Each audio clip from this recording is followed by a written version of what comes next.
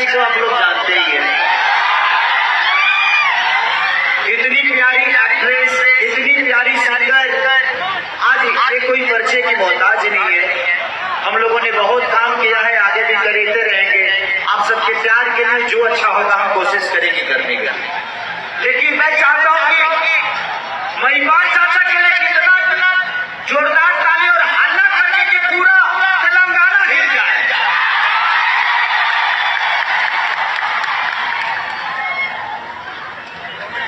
और एक चीज है, आज से 5-6 दिन बाद इलेक्शन है।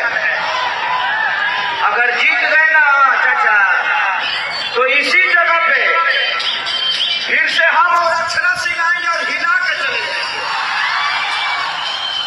तो हल्ला करके बताओ जिताओगे ना? ये मेरे आन बान शान की बात है। केसरिया ऐसे नहीं आता। पिछली बार आया था, मुझे दुख हुआ था, इसलिए दुख हुआ था कि जगह कम था।